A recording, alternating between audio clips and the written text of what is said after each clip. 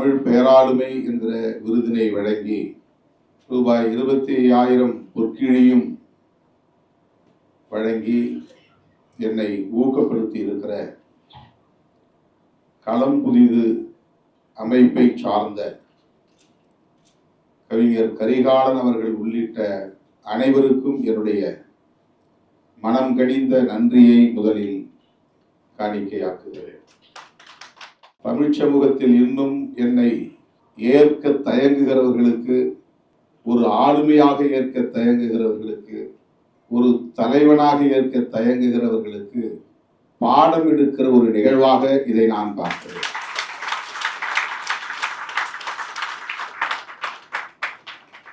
தமிழகத்தின் ஆக சிறந்த பேராளுமைகள் அண்ணன் அறிவுமதி அவர்களின் தலைமையில் கூடி ஏறத்தாழ 2 மணி நேரம் இந்த நிகழ்வின் ஊடாக திருமாவளவன் என்கிற ஒரு ஆளுமையை நீங்கள் புரிந்து கொள்ள வேண்டும், ஏற்றுக்கொள்ள வேண்டும். அவருடைய தலைமையை இங்கே நிறுவுவதற்கு, தமிழகத்தின் நலன்களை காப்பதற்கு, உழைக்கும் மக்களின் உரிமைகளை மீட்பதற்கு அவருக்கு நீங்கள் உற்ற துணையாக இருக்க வேண்டும் என்று சொல்லுவதை போன்ற ஒரு நிகழ்வாகத்தான் இதை நான் பார்க்கிறேன். பவா செல்லதுரை அவர்கள் பேசுகிற போது திருமாவை மேடையிலே அமர வைத்துக் கொண்டு நாம் புகழ்ந்து பேசுவது அவருக்கே ஒரு நெருடலாக இருக்கும், கூச்சமாக இருக்கும். அவர் இல்லாத மேடைகளில் அவரை நாம் பாராட்டலாம் என்று சொன்னார். அவருடைய பார்வை சரிதான். ஆனால் என்னுடைய பார்வை அதிலிருந்து மாறுபட்டது. என்னை இவ்வளவு ஆகச்சிறந்த ஆளுமைகள் பாராட்டுகிறார்கள் என்று எண்ணி நான் இருமாந்து அமர்ந்திருக்கவில்லை. என்னை ஏற்க தயங்குகிறவர்களுக்கு இப்படி இவர்கள் பாடம் எடுத்துக் கொண்டிருக்கிறார்கள் என்றுதான் நான் புரிந்தேன். இன்னும் ஒரு வளையத்திற்குள்ளே என்னை சுருக்கிவிட முயற்சிக்கிறவர்கள், ஒரு அடையாளத்தை குத்தி என்னை ஓரங்கட்ட முயற்சிக்கிறவர்கள், சாதிய கரையை என் மீது பூச நினைக்கிறவர்கள், ஒருபுறம் தொடர்ந்து அதை செய்து கொண்டே இருக்கிற நிலையில் அவ்வப்போது தலையீடு செய்து திருமாவை அப்படி நீங்கள் முடக்கிவிட அனுமதிக்க மாட்டோம் என்று அண்ணன் அறிவுமதி அவர்களும் அவருடைய பரிவாரங்களும் என்னை அந்த நெருக்கடியில் இருந்து மீட்கிற முயற்சிகளில் ஈடுபட்டு வருகிறார்கள். அப்படி ஒரு நிகழ்வாகத்தான் இந்த நிகழ்வை நான் பார்க்கிறேன். தொடக்க காலத்தில் நான் அரசியலில் அடியெடுத்து வைத்த போது என்னை ஏற்றுக்கொண்ட தம்பிகள் என்னை அண்ணன் என்று அழைத்தார்கள் என்பதை தாண்டி சேரி புயல் என்று அடையாளப்படுத்தினார்கள். சேரிக்கான ஒரு தலைவன் ஒரு புயலை போல் கிளம்பி வந்திருக்கிறான், இது தமிழகத்தை ஆட்டி படைக்கிற புயல் என்று சொல்லக்கூடிய வகையில் 90களின் தொடக்கத்திலே அப்படித்தான் உரிமை கோரினார்கள். சேரி புயல் என்றுதான் என்னை தொடக்கத்திலே அழைத்தார்கள். ஒரு அரசியல் பொதுக்கூட்டத்திலும் கூட மூப்பனார் அவர்கள் மேடையில் அமர்ந்திருந்த போது அண்ணன் NSV சித்தன் அவர்கள் இப்போது சேரி புயல் திருமாவளவன் பேசுவார் என்றதும் சாதி வெறியர்கள் கற்களை எடுத்து வீசினார்கள். மேடையை நோக்கி சரமாரியாக கற்கள் விழுந்தன. அப்படி ஒரு அடையாளத்தை என் மீது நம்பிக்கை கொண்ட தோழர்கள், இளைஞர்கள், பொதுமக்கள் நமக்காக ஒரு தலைவன் வந்திருக்கிறான் என்று ஏற்றுக்கொண்டவர்கள் ஒரு அடையாளத்தை என் மீது சுமத்தி எனக்கு ஒரு அடைமொழியை தந்து அழைத்த போது சேரி புயல் என்று சுவர்களில் எழுதினார்கள். சுவரொட்டிகளில் அச்சிட்டார்கள், துண்டறிக்கைகளில் அச்சிட்டு கொடுத்தார்கள். இப்படி ஒரு அடையாளம் என்னை சூழ்ந்த சூழலில் அடுத்த பரிணாமமாக இந்த இயக்கத்திலே இடதுசாரி சிந்தனை உள்ள இளைஞர்கள் வந்து சேர்ந்தபோது என்னை சேரிகளின் சேக்குவேரா என்று அழைத்தார்கள். அப்படி 8 பிட்டு 10 பிட்டு என்று சொல்லக்கூடிய வகையிலே பெரிய பெரிய சுவரொட்டிகளை, மெகா சுவரொட்டிகளை அச்சிட்டு அந்த சேரி என்கிற அடையாளத்தோடு அதே நேரத்தில் சேக்குவேராவாக இவரை நாங்கள் பார்க்கிறோம் என்கிற ஒரு முற்போக்கு அடையாளத்தை எனக்கு தந்தார்கள். சேரிகளில் சேக்குவேரா என்று சொன்னார்கள். அந்த அடையாளத்தை கடந்த நிலையில் மறுபடியும் இவன் ஒரு குறிப்பிட்ட சாதிக்கான தலைவன் தான், சாதி சங்க தலைவன் தான் என்று சாதிய உணர்வாளர்கள், எதிர்நிலையில் இருந்தவர்களும் சரி, நேர்மறையாக என்னை ஏற்றுக்கொண்டவர்களும் சரி, அப்படியே அடையாளப்படுத்த முயற்சித்துக் கொண்டிருந்த காலத்தில் தான் நான் தமிழ் பெயர்களை சூட்டி தமிழ் தேசிய அரசியலை உயர்த்தி பிடித்த போது அமெரிக்கா தமிழர்கள் என்னை அழைத்து, சிகாகோ விஸ்வநாதன் போன்றவர்கள் அமெரிக்க மண்ணிலே எனக்கு செந்தமிழ் காவலர் என்கிற விருதினை வழங்கி இன்னொரு பரிமாணத்தை எனக்கு தந்தார்கள். சிங்கப்பூர் தமிழர்கள் செம்மொழி செம்மல் என்ற அடையாளத்தை தந்து என்னை பாராட்டினார்.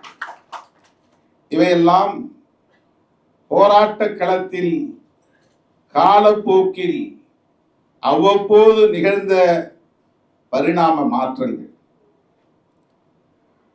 சேரி புயல், சேரிகளின் சேக்குவாரா, செந்தமிழ் காவலர், செம்மொழி செம்மல் என்றெல்லாம் என்னை அவ்வப்போது அழைத்த நிலையில் எனக்கு நிலைத்து போன ஒரு பெயர்தான் எழுச்சி தமிழர் என்கிற பெயர். இவரை நீங்கள் சேரிக்குள் என்கிற ஒரு சிமிழுக்குள் அடைத்து விடாதீர்கள், இவர் தமிழர்களுக்காக எழுந்து வந்திருக்கிற ஒரு தலைவன் என்று அடையாளப்படுத்தியவர் அண்ணன் அறிவுமதி அவர். அது ஒரு அடையாள அரசியலுக்குள் மூழ்கிவிடக் கூடாது, முடங்கிவிடக் கூடாது, இன்னும் விரிந்த தளத்தில் திருமாவின் தலைமை நிறுவப்பட வேண்டும் என்று உணர்ந்த ஒரு ஆளுமையின் முயற்சி. துபாய் தோழர் வந்திருக்கிறார், இசாக். துபாயிலே என்னை அழைத்து ஒரு நிகழ்ச்சியை நடத்த விரும்பினார்கள்.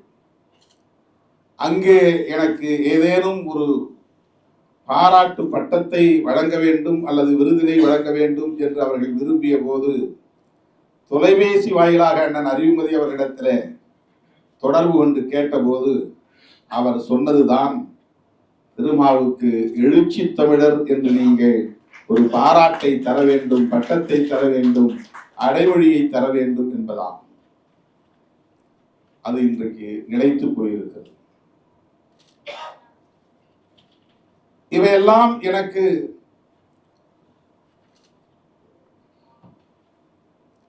பெரிய அளவிலான ஒரு அங்கீகாரத்தை தந்தது. இந்த அங்கீகாரம் எனக்குள் உறங்கி கிடக்கிற போர்க்குணத்தை உசுப்பியதே தவிர தலைக்கணத்தை ஏற்படுத்தவில்லை.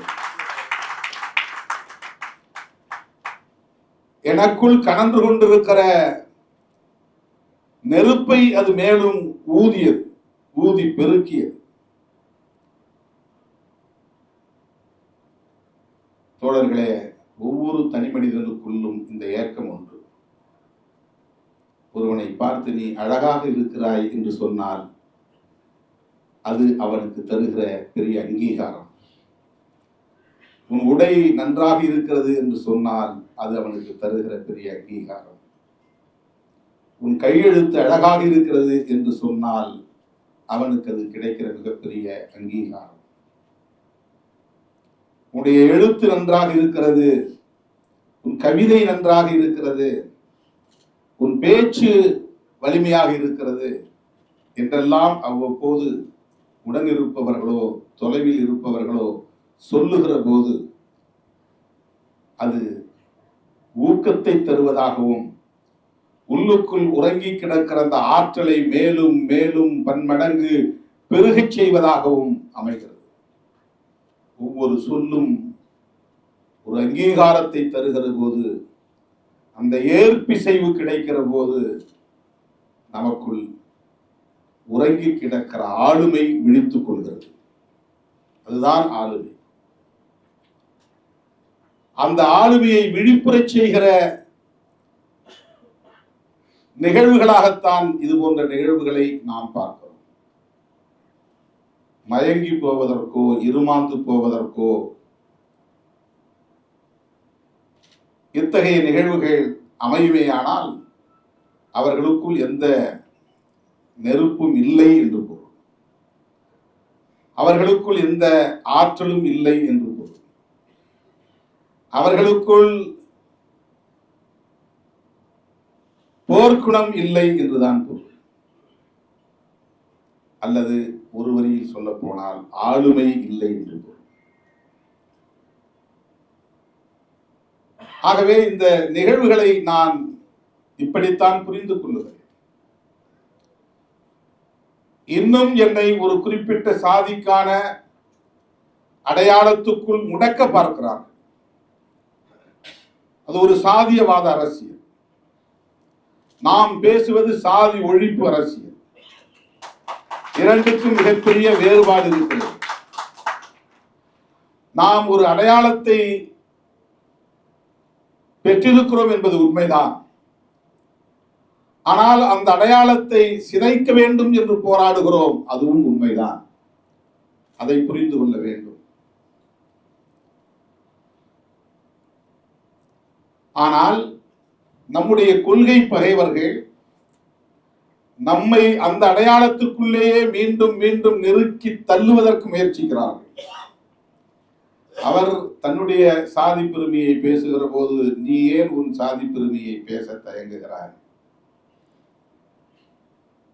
உனக்கான வாக்கு வங்கி உன் சாதிதானே, உன்னை தலைவனாக ஏற்றுக்கொண்டது உன் சாதிதானே, நீ அந்த சாதிக்காக போராட வந்தவன் தானே, ஆகவே நீ அதற்குள்ளேயே இரு என்று சொல்லுகிற முயற்சி சாதிய மதவாத சக்திகளின் முயற்சியாக இருக்கிறது. நாம் அந்த அடையாளங்களில் இருந்து விடுபட்டு தப்பித்துக் கொள்ள வேண்டும் என்று முயற்சிக்கவில்லை. அந்த அடையாளங்களை நாம் பிறப்பதற்கு முன்பே இருக்கிற அடையாளங்களாக பார்க்கிறோம். இந்த மண்ணுக்குள்ளே நீண்ட நெடுங்காலமாக நிலைத்து கிடக்கிற பிற்போக்கு அடையாளங்களாக நாம் பார்க்கிறோம். மானுடத்தை சிதைக்கிற அடையாளங்களாக பார்க்கிறோம். சமூக நல்லிணக்கத்தை சிதைக்கிற அடையாளங்களாக பார்க்கிறோம். பாட்டாளி வர்க்க ஒற்றுமையை சிதைக்கிற அடையாளங்களாக பார்க்கிறோம். ஜனநாயகத்தை சிதைக்கிற அடையாளங்களாக நாம் பார்க்கிறோம். ஆகவே அந்த அடையாளங்களை ஒட்டுமொத்தமாகவே சிதைக்க வேண்டும் என்று போராடுகிற நம்மை மறுபடியும் மறுபடியும் அப்படி அடையாளப்படுத்த முயற்சிக்கிற போதுதான் அந்த அறிவுமதி போன்றவர்கள் போராடி போராடி நம்மை இந்த இடத்திலே உயர்த்தி பிடிக்கிறார்கள். அவருடைய அந்த மணிமுத்தாறு நதிக்கரையில் தோன்றிய ஒரு போராளிதான் தோழர் கரிகாலன் அவர்கள், கவிஞர் கரிகாலன் அவர்கள். அண்ணன் அறிவுமதி அவர்களின் அரவணைப்பில் வளர்ந்தவர். இன்றைக்கு கரிகாலன் அவர்கள் குடும்பத்தோடு வருகை தந்து இந்த நிகழ்வை நடத்தி கொண்டிருக்கிறார் என்று சொன்னால் அவருக்கு இதனால் எந்த அரசியல் பயனும் இல்லை. அதுவல்ல அவருடைய நோக்கம். திருமாவளவன் என்கிற ஒரு தலைமையை சூழ்ந்திருக்கிற பிற்போக்கு அடையாளங்களை எல்லாம் சக்திகளை எல்லாம் பெண்ணுக்கு தள்ள வேண்டும், ஓரம் கட்ட வேண்டும் என்கிற புரிதல் தான். இது ஒரு இலக்கிய ஆளுமை என்கிற புரிதலில் எனக்கு வழங்கப்பட்ட விருது அல்ல. அரசியல் ஆளுமை என்கிற புரிதலில் எனக்கு வழங்கப்பட்டதல்ல. ஆக சிறந்த ஒரு அரசியல் தலைவர் என்கிற அடிப்படையில் வழங்கப்பட்டதல்ல. அப்படி நான் பார்க்கவில்லை. தமிழ் சமூகத்தில் இந்த ஆளுமையை ஏற்பதற்கு மிகப்பெரிய தயக்கம் இருக்கிறது, தேக்கம் இருக்கிறது, ஒரு அடையாள சிக்கல் இருக்கிறது. அந்த சிக்கலை உடைப்பதற்கான ஒரு முயற்சியாக நான் பார்க்கிறேன். அந்த தேக்கத்தை உடைப்பதற்கான ஒரு முயற்சியாக நான் பார்க்கிறேன். அந்த தயக்கத்தை சிதறடிப்பதற்கான ஒரு முயற்சியாகத்தான் நான் பார்க்கிறேன். அப்படி எண்ணி நான் பெருமைப்படுகிறேன். இன்னொன்றையும் நான் சொல்ல வேண்டுமானால், கவிஞர் சுகதராணி ஒரு கோணத்திலே என் கவிதைகளை நான் அப்போது மாணவ பருவத்திலே எழுதிய கவிதைகளை இங்கே அண்ணன் அறிவுமதி அவர்கள் சொன்னதைப் போல குறிப்புகள் இல்லாமலேயே அவர் இங்கே பேசியதை நாம் பார்த்தோம். சில கவிதைகள் நான் பாடலுக்காக எழுதியது, கட்சி பாடலுக்காக. சில தமிழ் மண்ணிலே அவ்வப்போது தலைவர்களை பற்றி நான் எழுதியது. சொல்லப்போனால் நான் கல்லூரி காலத்தில் அப்போது எனக்கு அண்ணன் அறிவுமதி அவர்கள் அறிமுகமாகவில்லை. எனக்கு அந்த வாய்ப்பு கிடைக்கவில்லை. அது ஒரு கெடு வாய்ப்பு என்று தான் நான் கருதுகிறேன். அதாவது வாய்ப்பு அமையாமல் போனது என்று கருதுகிறேன். ஒரு நல்வாய்ப்பு இருந்திருந்தால், அவரை சந்தித்திருந்தால் என் பாதை மாறி இருக்கும். எனக்கு கவிதைகளில் மிகுந்த ஆர்வம் உண்டு. மீரா கவிதைகளை படித்திருக்கிறேன், அப்துல் ரஹ்மான் கவிதைகளை படித்திருக்கிறேன். மேடைகளில் மாணவர்களோடு பேசுகிற போது மேற்கோள் காட்டியெல்லாம் பேசியிருக்கிறேன். அதன் மூலம் மாணவர்களின் பாராட்டுகளை எல்லாம் நான் பெற்றிருக்கிறேன். அவ்வப்போது நான் கவிதைகளை எழுதுவதுண்டு. விடுதலை புலி என்கிற பெயரில் கையெழுத்து பத்திரிகை நடத்திய போது அந்த பத்திரிகைகளில் நான் கவிதைகளை ஈழம் தொடர்பாக நிறைய எழுதியிருக்கிறேன். அவையெல்லாம் சேர்த்து வைக்கவில்லை, தொகுத்து வைக்கவில்லை. என்னுடைய வயதுக்கு மீறிய உறவு தான் எனக்கு அப்போது இருந்தது. என்னுடைய வயதுக்கு மீறிய உறவு என்றால், நான் கவிஞர் காசி ஆனந்தன் அவர்களை போய் சந்திப்பேன், நானாக தேடி போய் பார்ப்பேன். கவிஞர் சுரதா அவர்களை போய் நான் தேடி பார்த்திருக்கிறேன். கவிஞர்களோடு சேர்ந்து ஒரு முறை கலைஞரை போய் பார்த்திருக்கிறேன். அந்த கவிஞர் வட்டாரத்தின் சார்பிலே அவர்களோடு நான் பல நிகழ்ச்சிகளில் கலந்து கொண்டிருந்த போது அவரை சந்திக்க சென்றார்கள், என்னையும் அழைத்துக் கொண்டு போனார்கள். இதுவெல்லாம் 79, 80 அந்த காலகட்டம், 80களின் தொடக்கத்தில், 40 ஆண்டுகளுக்கு முன்னால். எந்த நேரமும் ஏதேனும் ஒரு கவிதை புத்தகம் என் கையிலே இருக்கும். ஏதேனும் ஒரு கவிதை புத்தகம். அப்படி கவிதைகளை வாசிப்பதில் எனக்கு ஒரு பெரிய ஆர்வம் உண்டு. எனக்கு தெரிந்த நடையில் மரபு கவிதைகளாக எழுதுவேன். எனக்கு இந்த புது கவிதை இன்னும் பிடிபடவில்லை. அந்த வடிவத்துக்குள், அந்த படிமத்துக்குள் என்னால் இன்னும் என்னை பொருத்த முடியவில்லை. எதுகை மோனை கொண்டு எழுதுவது உண்டு. ஒரு முறை நான் காசி ஆனந்தன் ஐயா அவர்களை போய் சந்தித்த போது அவர் எங்கிருந்தோ வந்த ஒரு மடலை படித்து கண்ணீர் விட்டு அழுது கொண்டிருந்தார். அது நான் 3வது முறையாக அவரை சந்திக்க போகிறேன். ஐயம்பெருமாள் கோவில் தெரு என்று ராயப்பேட்டையிலே இருக்கிறது. அங்குதான் அவருடைய வீடு அப்போது இருந்தது. நான் மாணவனாக இருந்தபோது இப்படித்தான் தேடி அலைவதும். பெரியார் தெருவுக்கு போவேன், கவியரங்குகள் எங்கே நடந்தாலும் போய் உட்கார்ந்து கேட்பேன். நானாகவே அந்த உறவை ஏற்படுத்திக் கொண்டேன். அந்த அடிப்படையில் தான் கண்ணதாசன் இலக்கிய பேரவை என்ற ஒரு அமைப்பு MC ராஜா மாணவர் விடுதியிலே உருவானது. அந்த அமைப்பை உருவாக்கிய ஒரு பார்வை எழுந்த தோழர் என்னை கட்டாயப்படுத்தி அந்த அமைப்புக்கு செயலாளராக, பொதுச் செயலாளராக நியமித்தார். அதன் மூலம் நான் உடனே ஒரு மாநாடெல்லாம் போட்டேன். ஈழத் தமிழர்களுக்கு ஆதரவாக மாணவர்கள் மாநாடு 1984 பிப்ரவரி 4ஆம் தேதி பெரியார் திடலில் அந்த மாநாட்டை நான் நடத்தேன். அப்படித்தான் அந்த உறவு. அப்ப காசி ஆனந்தன் ஐயா அவரிடத்திலே ஒரு அந்த விடுதலை புலி இதழை கொண்டு போய் நான் காட்டினேன். கையாலே எழுதும் இரவெல்லாம் இப்படி கண் வீழ்ச்சி எழுதி எனக்கு வந்து மஞ்சக்காமல் வந்துருச்சு. தம்பி பாலாஜி அவருடைய தந்தை, எனது அண்ணன் MS மணி அவர்கள் தான் என் கண்ணை பார்த்துட்டு, என்னப்பா கண்ணில் மஞ்சக்காமலை மாதிரி இருக்குன்னு சொல்லி கண்டுபிடிச்சு என்னை கொண்டு போய் ஒரு நாட்டு வைத்தியர் இடத்துல மருந்து வாங்கி கொடுத்தார். அதுக்கப்புறம் அந்த கண் சரியா, மஞ்சக்காமலை சரியாச்சு. கண்ணு முழிக்காத, இரவெல்லாம் உட்காந்து எழுதுவேன், நான் படம் ஒட்டுவேன். அந்த பத்திரிகையை தயார் பண்ணி கொண்டு போய் CIT காலையில் இருக்கிற நூலகத்திலும், தாடங்கர் நகர் இருக்கிற நூலகத்திலும் போடுவேன். இது இப்படி ஒரு ஆர்வம் எனக்கு. அது நிறைய கவிதைகள் நான் எழுதுவேன். கவிதைகள் நிறைய ஈழத்தமிழர்களை பற்றி நிறைய கவிதைகள், அதெல்லாம் ஒன்று கூட நான் தொகுத்து வைக்கல. அதில் ஒரு கவிதை அவர் படிச்சுட்டு அவர் எழுதிச்சு உட்கார்ந்து என் தோலை தட்டி கொடுத்து தொடர்ந்து எழுது அப்படின்னு சொன்னார். தொடர்ந்து எழுதுங்க, நல்ல வீச்சு வருகிறது, உங்களுக்கு எழுத்து நடை நல்லா வருது, நல்ல சொற்கள் கையாளுங்க அப்படின்னு சொல்லி பாராட்டி இருக்கிறார். அது அவருக்கு மறந்து போயிருக்கும். அதுக்கப்புறம் நான் ஒரு நிகழ்ச்சியில் அவருக்கு சொன்னேன். நெல்லை கணபதினு ஒரு கவிஞர், அவர் தான் என்னை அப்பப்போ ஊக்கப்படுத்தக்கூடியவராக இருந்தார். இதெல்லாம் நான் 82, 85 அந்த காலகட்டத்தில் சொல்றேன். இப்போ கவிதை எழுதுவதில், கவிதை படிப்பதில் எனக்கு பெரிய ஆர்வம் உண்டு. அதில் ஒரு தம்பி பாட்டு பற்றி அவங்க படித்தாங்க. அந்த தம்பி பாட்டு நான் இந்த வீதிகளில் திரியும் குழந்தைகளை ஒருங்கே திரட்டி ஒரு இடத்துல உட்காந்து அவங்களுக்கு பாடம் சொல்லி கொடுக்குற ஒரு வேலை ஒரு 3 மாதம் செஞ்சேன். ஒரு என்ஜிஓவில் நான் ஃபார்மல் எஜுகேஷன் அப்படின்னு சொல்லிட்டு சாப்பாட்டுக்காக மாதம் 300 ரூபா கொடுத்தாங்க. நான் எம்ஏ முடிச்சுட்டு பிஎல் சேரும்போது இடையில கோடை விடுமுறையில் 1.5 மாதம் லீவு. நான் லாவுக்கு அப்ளை பண்ணிவிட்டு எனக்கு கார்டு வரும்னு காத்துக்கிட்டு இருக்கிறேன். அப்போ தான் வேலை செஞ்சேன் ஒரு 2 மாதம். அப்போ நான் எழுதின கவிதை, இந்த ஸ்ட்ரீட் சில்ட்ரனுக்காக எழுதிய கவிதை, அந்த பிள்ளைங்களுக்காக. அது அந்த கவிதைகளை தொகுத்து வச்சிருக்கிறாங்க. அப்படி கவிதையில் எனக்கு ஒரு பெரிய ஈடுபாடு உண்டு. ஆனால் இப்போ விட்டுட்டேன். பவா செல்லத்துறை அவர்கள் பயப்பட வேண்டியதில்லை. அண்ணன் அறிவுமதி அவர்கள் ஆவேசப்பட்டார். அப்போ பவா செல்லத்துறை அவர்கள் சொன்னார், நான் அந்த அர்த்தத்தில் சொல்லலை, நீங்கள் அதை தாண்டி வெளியே போயிட்டீங்க, ரொம்ப தூரம் போயிட்டீங்க அப்படின்னு. அதை நான் ஏற்றுக்கொள்கிறேன். அதை தாண்டி என்று சொன்னால் மக்களை திரட்டுவது, அமைப்பாக்குவது என்பது மிகப்பெரிய பணி, சாதாரணமான பணி அல்ல. எழுத்தாளனாக நாம் எவ்வளவு நேரத்தை எடுத்துக்கொண்டு படிக்கவும், சிந்திக்கவும், படைக்கவும் இயலும். ஆனால் மக்களை சந்தித்து மக்களிடம் கற்றுக்கொள்வதும், மக்களுக்கு நாம் கற்றுக் கொடுப்பதும், கற்றலும் கற்பித்தலும் சாதாரணமான பணியே அல்ல. எல்லாரும் அரசியல்னாலே ரொம்ப விருப்பா பார்க்குறாங்க.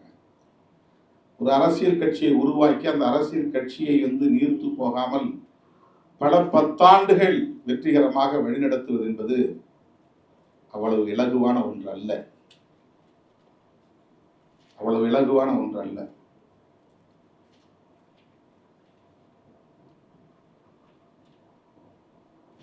நாம் மாடுகளை மேய்த்து விட முடியும், ஆடுகளை மேய்த்து விட முடியும். மனிதர்களை மேய்ப்பது என்பது எவ்வளவு கடினமான பணி, எவ்வளவு கடினமான பணி. ஒரு நாளைக்கு 20 மணி நேரம் உழைக்கிறேன், ஆனால் அது போதவில்லை. கோரிக்கைகளாகவே கிடக்கிற சமூகம். அவங்க வேற எதுவும் பேச மாட்டாங்க. என்ன சந்திக்கிறாங்கன்னா அவங்களுடைய கோரிக்கைகளை மட்டும்தான் பேசுவாங்க. 20 மணி நேரம் நாம் பொதுமக்களை சந்திக்கிறேன்னா 20 மணி நேரமும் பிரச்சனைகளும் கோரிக்கைகளும் தான். நான் எங்க படிக்கிறது, எங்க நான் சிந்திக்கிறது, எங்க நான் படைக்கிறது, எங்க நான் எழுதுறது, சுத்தமா விட்டுட்டேன். இப்ப நான் அமைப்பாய் திரள்வோம் அப்படிங்கிற கட்டுரையை நான் யாரை மனசில் வச்சு எழுதினா, என் கூட இருக்கிறவங்க மனசில் வச்சு தான் எழுதுறேன். அவங்களுக்காக தான் எழுதுறேன்.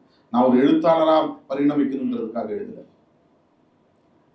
20-25 ஆண்டுகள் நான் களத்திலே கண்ட அனுபவங்களை, உணர்ந்து கொண்ட அரசியலை, புரிந்து கொண்ட அரசியலை, உள்வாங்கிக் கொண்ட அரசியலை நான் ஒரு அமைப்பு உருவாகாமல் இதை சாதிக்க முடியாது என்று உணர்ந்து அமைப்பாக்குவதற்காக உடனிருப்பவர்களை, இப்ப இருக்கிறவங்க அத்தனை பேரும் அமைப்பாயிட்டான்னு சொல்ல முடியாது.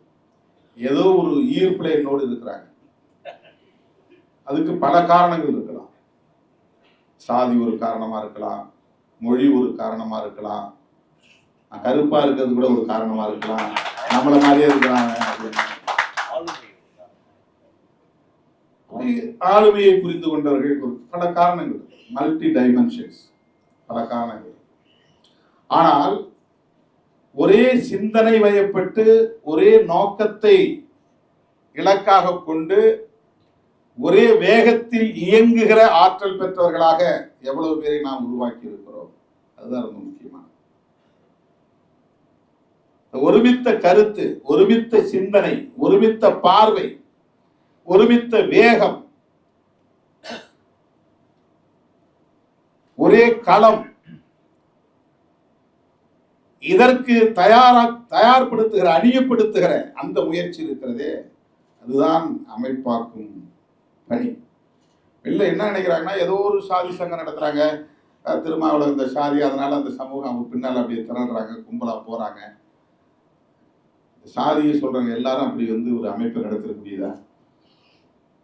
சாதி பெயரை சொல்லக்கூடிய எல்லாராலையும் அப்படி ஒரு 25 வருஷம் 30 வருஷம் தேர்தல் களத்தில் தாக்கு பிடிச்சு நிற்க முடியுதா? தவிர்க்க முடியாத ஒரு அரசியல் சக்தியாக பரிணமிக்க முடிகிறதா?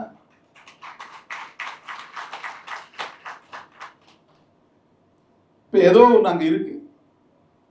வெறும் சாதி மட்டும் அதை சாதித்து விட முடியாது. இப்ப இந்த 35 ஆண்டு கால பொது வாழ்க்கையிலே 25 ஆண்டு காலம் தேர்தல் அரசியலிலே எவ்வளவு அவமானங்களையும் அவமதிப்புகளையும் காயங்களையும் வலிகளையும்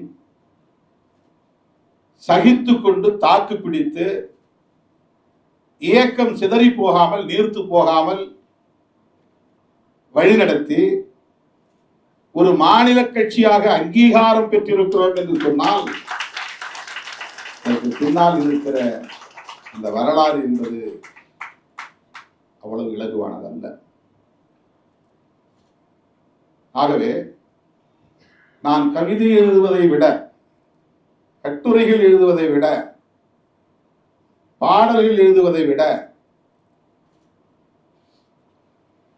மக்களோடு இருப்பதே அதிக நேரம் என்று தவிர்க்க முடியாத ஒரு தேவையை உணர்ந்து அதிலே என்னை முழுமையாக ஒப்படைத்துக் கொண்டிருக்கிறேன். பல பேர் கேட்பாங்க, ஏன் முன்ன மாதிரி எழுதுறதில்லைன்னு. உள்ளபடியே அது கவலையாக தான் இருக்கு, நெருடலா இருக்கு. அண்ணன் கூட சொல்லுவார், அப்பப்ப எழுதுங்க அறிவுமதி அண்ணன். ஆனா அது எனக்கு ஒரு பெரிய வேட்கை.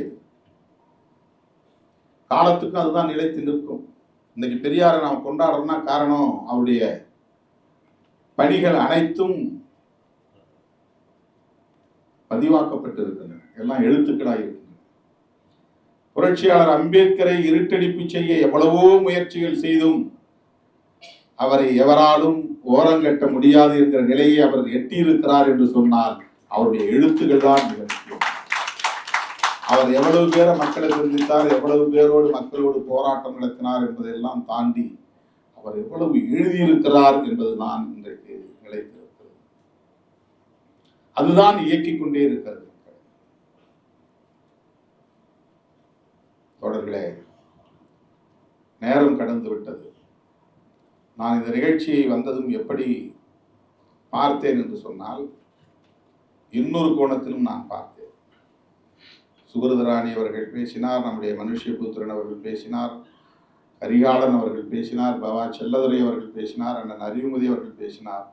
இது பள்ளிக்கூடத்திலே வகுப்பறையிலே அமர்ந்திருக்கிற போது மாதாந்த தேர்வு முடிந்ததும் தமிழ் வாத்தியார் மந்த்லி டெஸ்ட் பேப்பர் எடுத்து ஒவ்வொரு மாணவனுக்கும் என்ன மார்க்னு படிப்பாங்க. அப்போ ஒரு ஒரு பரபரப்பு இருக்கு, நமக்கு என்ன மார்க். அப்போ திருமாவளவன் 80 மதிப்பெண் அப்படின்னு சொல்லும் போது அந்த உணர்வு இருக்கும் பாருங்க, அந்த மகிழ்ச்சி, எவாலுவேஷன். கணக்கு வாத்தியார் இவ்வளவு மார்க் வாங்கிட்டாரு திருமாவளவன் அப்படின்னு படிக்கும்போது எல்லா மாணவர்களும் எடுத்து ஒவ்வொரு பேப்பரா கொடுப்பாங்க. மந்த்லி டெஸ்ட்ல கணக்கு வாத்தியார் பேப்பர் எடுத்து ஒருத்தரும் படிச்சு கொடுப்பாங்க. 2 நிகழ்வு எனக்கு மறக்க முடியாத நிகழ்வு. ஒரு முறை எங்கள் தமிழ் ஆசிரியர் ராமலிங்கம் ஐயா எல்லா மாணவர்களுக்கும் பேப்பர் கொடுத்துட்டாரு, என் கையில் பேப்பர் கொடுக்கல. ஐயா என் பேப்பர் எங்கன்னு நான் எழுச்சி கேட்டேன். உட்காருப்பா அப்படின்னு உட்கார சொல்லிட்டு என் பேப்பர் எடுத்து எல்லாத்தையும் இப்படி காட்டினார்.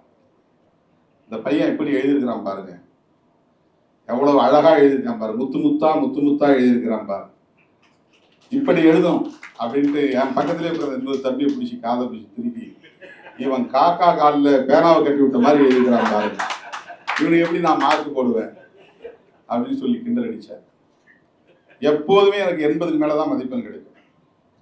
மனப்பாட செய்யுள்னா ஒரு கால் புள்ளி, அரை புள்ளி, முற்றுப்புள்ளி, வியப்பு குறி எதுவுமே பிழையா இருக்காது. அவ்வளவும் அப்படியே அச்சடிச்ச மாதிரி பார்த்தேன்னா அப்படியே எழுதுவேன். இப்படி பார்த்தேன்னா அப்படியே எழுதுவேன். அது ஆங்கில பாடலாக இருந்தாலும் தமிழ் பாடலாக இருந்தாலும் அது எந்த வடிவத்தில் இருக்கோ 8 வரினா 8 வரி, எந்த இடத்துல அரைப்புள்ளி போடணுமோ அரைப்புள்ளி இருக்கும். எந்த இடத்துல இது எங்க தமிழாசிரியரே மற்ற மாணவர்கள்ட்ட எடுத்து சொன்னது. இது எவ்வளவு பெரிய ஊக்கம். ஏன்னா நமக்குள்ள அவ்வளவு இன்ஃபீரியாரிட்டிங்கிறது உறைந்து கிடக்கிறது. நான் பிறந்த இடம், நான் வாழ்ந்த குடும்பம், என்னை சுற்றி இருக்கிற சமூக சூழல், என்னை பீடித்திருந்த வறுமை, தலையில எண்ணெய் இருக்காது, போட்டுக்க நல்ல துணி இருக்காது, கிழிந்து போன கால் சட்டை, கிழிந்து போன சட்டை, பொத்தான் இல்லாத சட்டை, தேங்காய் தடவுறதுக்கே பெரிய போராட்டமா இருக்கும். தேங்காய் கையில கிடைச்சாலே பெரிய விஷயம்.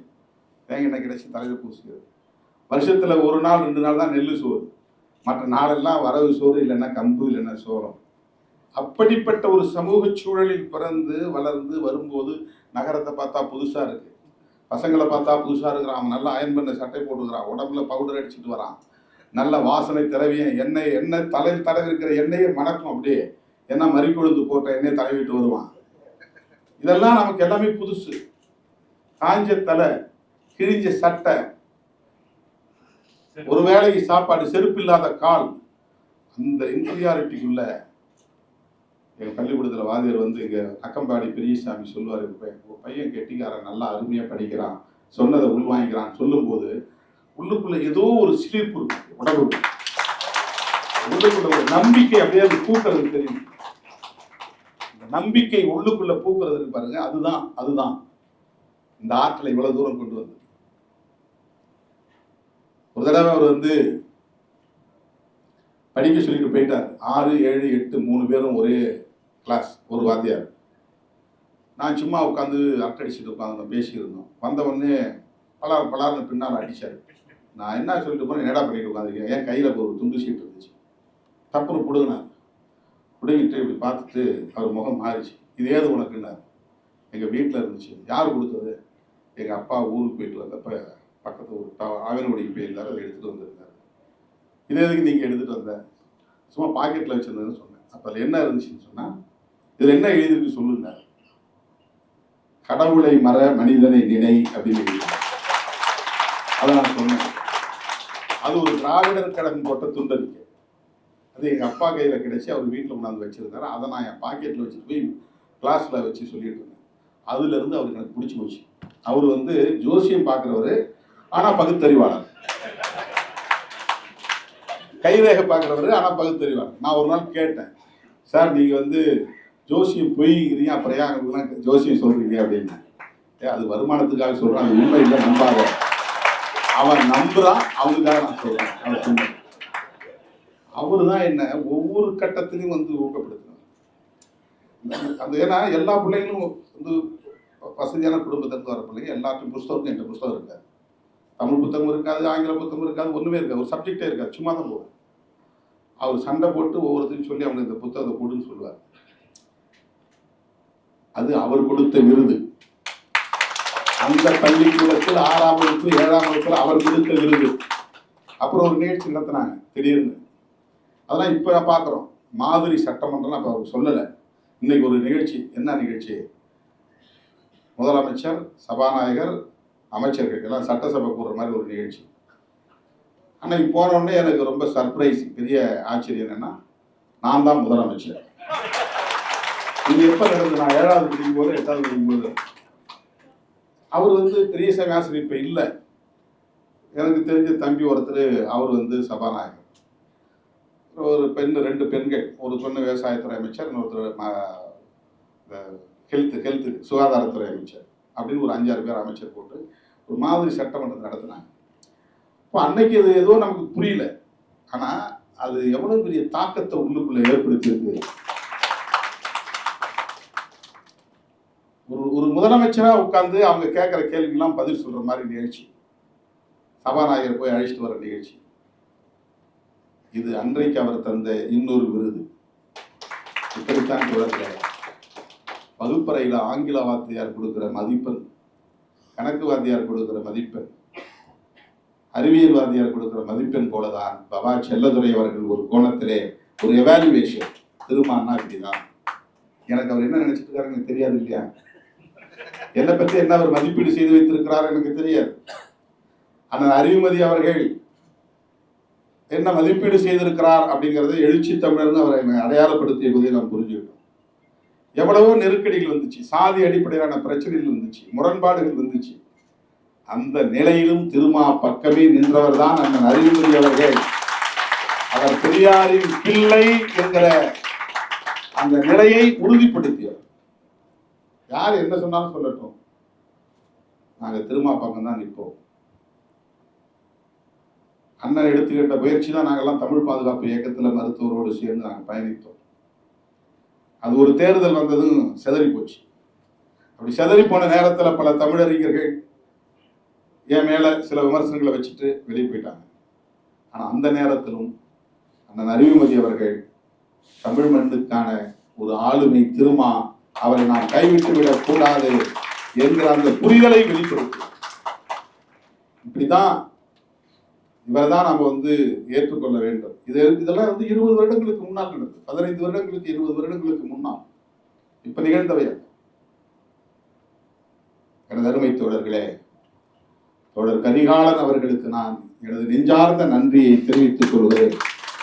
இது எனக்கு நீங்கள் தந்திருக்கிற ஒரு ஏற்பு செய்தி, எனக்கு தந்திருக்கிற ஒரு ஊக்கம், என்னை ஏற்க மறுக்கிறவர்களுக்கு நீங்கள் நடத்தி இருக்கிற ஒரு வகுப்பு, எனது மனமார்ந்த நெஞ்சார்ந்த நன்றியை மீண்டும் ஒரு முறை காணிக்கையாக்கி நிறைவு செய்கிறேன். நன்றி, வணக்கம்.